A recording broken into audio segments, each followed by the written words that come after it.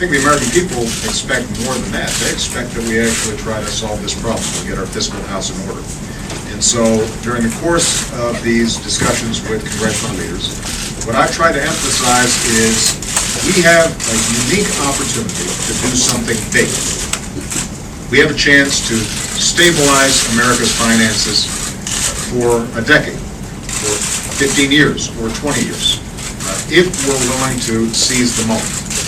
Now, what that would require would be some shared sacrifice and a balanced approach that says we're going to make significant cuts in domestic spending.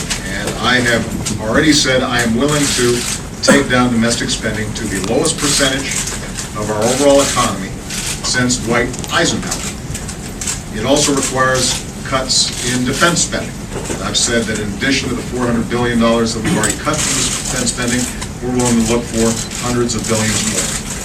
It would require us taking on healthcare spending, and that includes looking at Medicare and finding ways that we can stabilize the system so that it is available not just for this generation, but for future generations. And it would require revenues. It would require, even as we're asking the person who needs a student loan, or the senior citizen, or people, veterans who are trying to get by on a disability check, even as we're trying to make sure that all those programs are affordable, we're also saying to folks like myself that can afford it, that we are able and willing to do a little bit more. That millionaires and billionaires can afford to do a little bit more.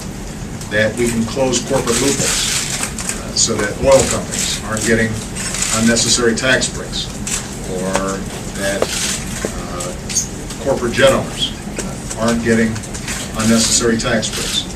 If we take that approach, then I am confident that we can not only impress the financial markets, but more importantly, we can actually impress the American people that this town can actually get something done once in a while. Now, let me acknowledge what everybody understands. It is hard to do a big package.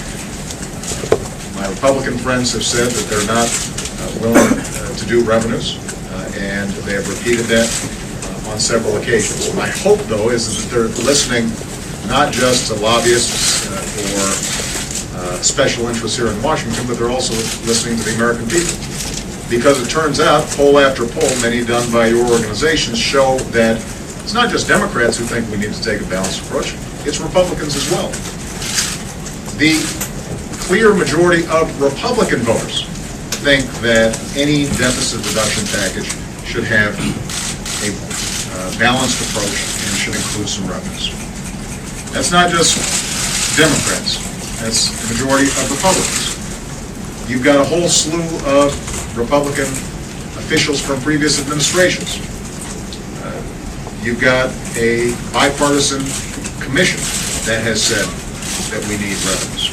So this is not just a Democratic understanding. This is an understanding that I think the American people hold, that we should not be asking sacrifices from middle-class folks who are working hard every day, from the most vulnerable in our society. We should not be asking them to make sacrifices. We're not asking the most fortunate in our society to make some sacrifices as well. So I am still pushing for us to achieve a big deal. But what I also said to the group is, if we can't do the biggest deal possible, then let's still be ambitious. Let's still try to at least get a down payment on deficit reduction. And that we can actually accomplish without huge changes in revenue or significant changes in entitlements, but we could still send a signal that we are serious about this problem.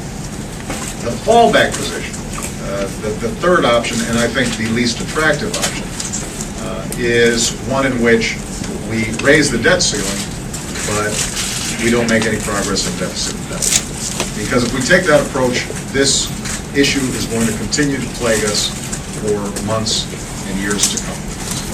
And I think it's important for the American people that everybody in this town set politics aside, that everybody in this town sets our individual interests aside, and we try to do some tough stuff.